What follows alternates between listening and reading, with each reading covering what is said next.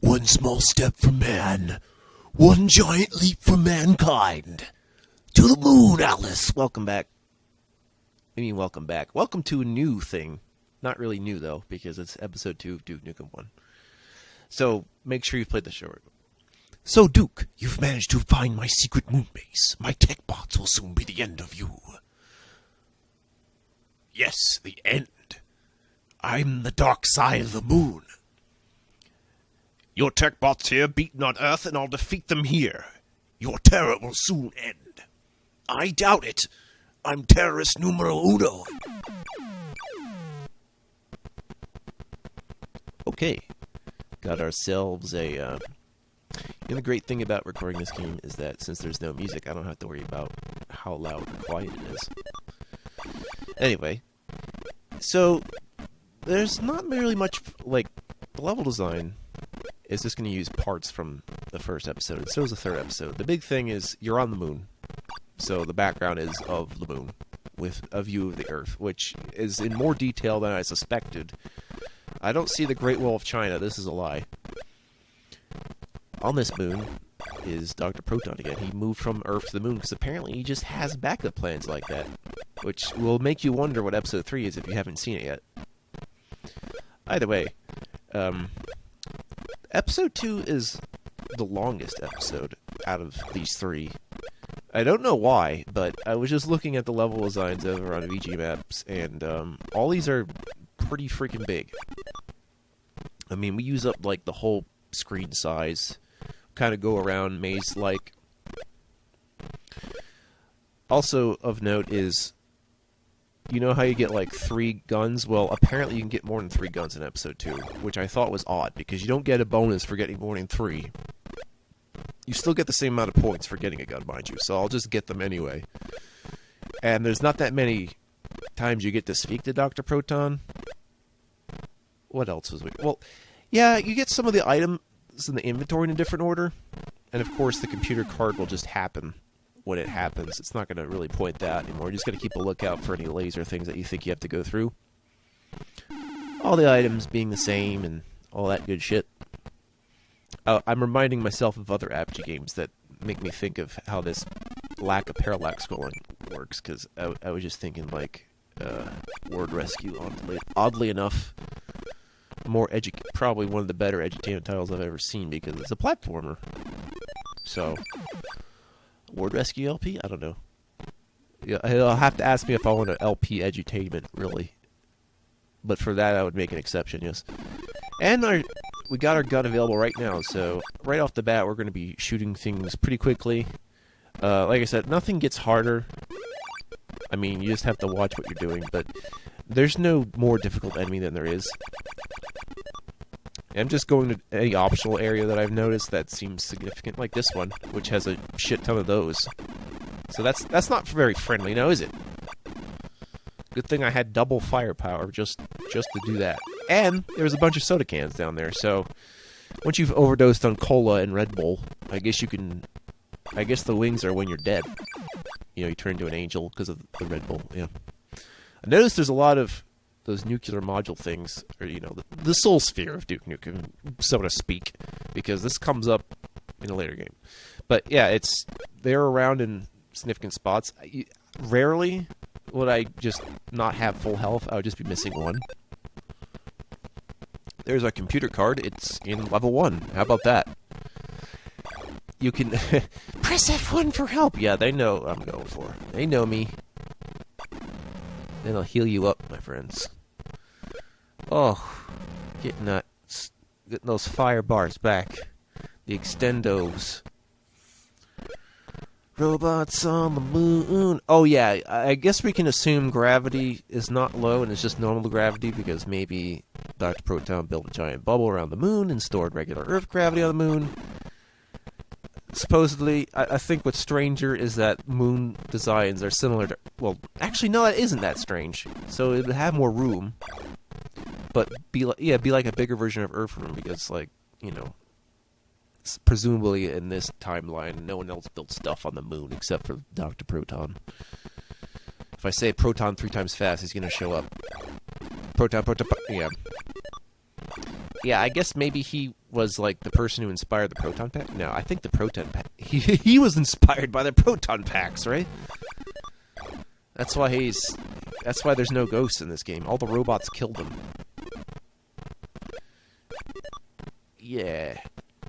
What are flags doing in space anyway? And why are they purple? Actually, no, it's not even purple. It's like the same color as Duke Nukem's shirt, so that weird pink-purple crossover. Either like lavender, fuchsia, or I don't know. When you only got like 16 colors or so at a time, that's not worth distinguishing. The distinction. There we go. What was I saying? How's that guy again? Coming up at you. Also, since episode 1, I asked myself what other use would a computer card have. Well, I kind of figured it out. Well, I mean, you can do it with a key too, but you can have multiple lasers, and this will open all of them, like, rather instantly. I don't know how much that counts for level design, but it also accounts for, like, horizontal ones, and that looks messy if you try to do that with a regular key, with how its lock door works. I mean, I suppose you could do it that way, but I don't know if that would look as neat as horizontal laser.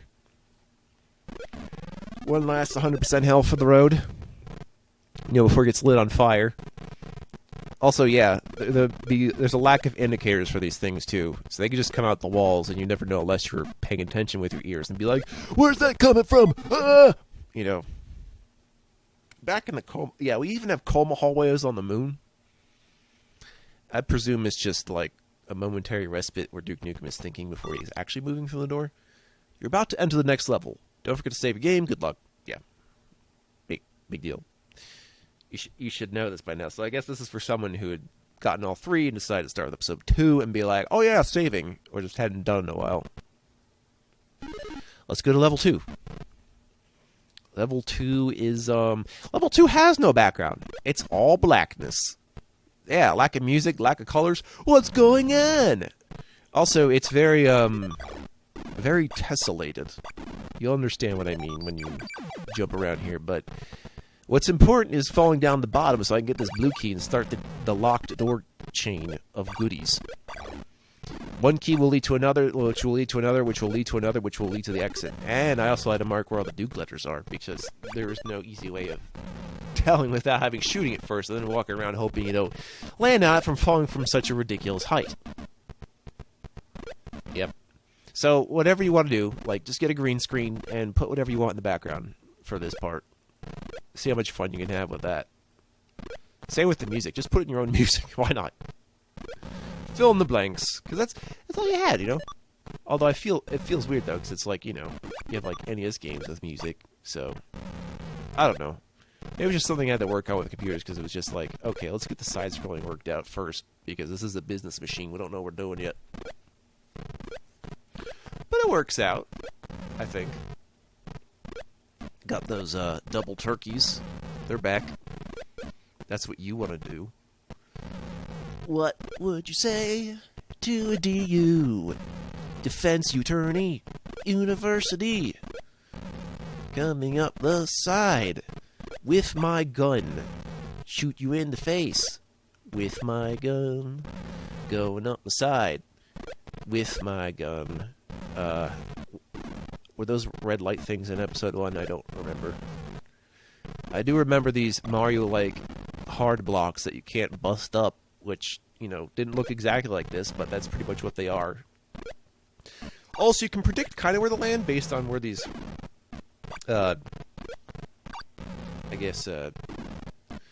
these girdies, or what is it? Girders, excuse me. These diagonal girders.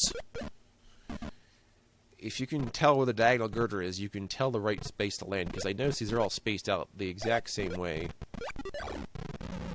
So, yeah.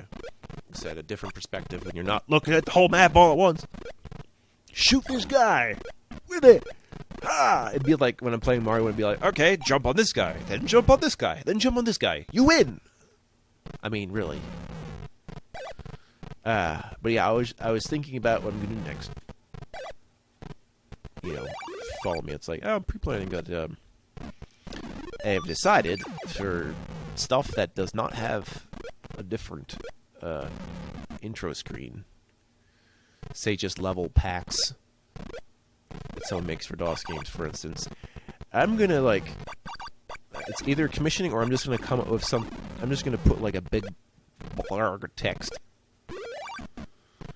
It's just a placeholder, so don't think too much of it.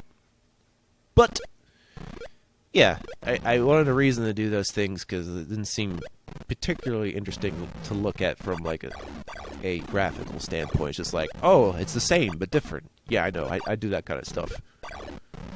But some of these things that have... Some of these things don't even have proper names. It's just level set by person. So I can't actually give it a name. So I'd have to just write the author's name instead of giving it a prop, because there's no title for some level. There's only one level pack, or complete level pack I found for this game. Other ones are like single episode things and not quite that.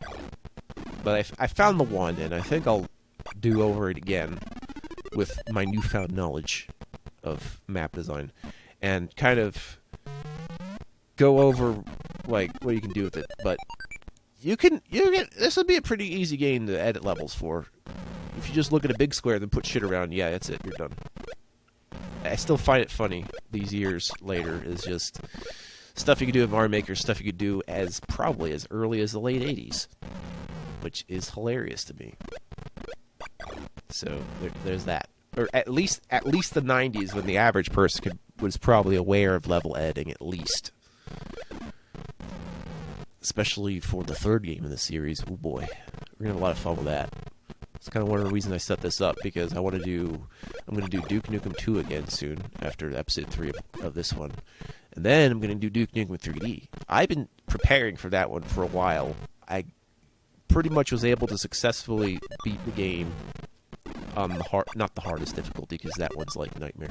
But I mean like the hard mode, so to speak. I've been able to do the full game, and I'm just really excited for it, because there's a lot to like about it. It's my favorite DOS game. I mean, you might have your own personal favorite DOS game, but this is it's definitely, I mean, up there. I mean, I could say Quake is the number one for me too, but that one's just, it's got pizzazz, you know. Yeah, let's talk about the blackness in my soul, or painting it black. Yeah, I know. I have so much to work with these days. Oh, wait a minute. There is a background. Aha, Duke. I see even with your stunted abilities you managed to find my moon base. Hey! I'm gonna cancel you, Dr. Proton. You can't say that to me. No, but for real, though. I'm surprised he even said something like that. As mild as that is.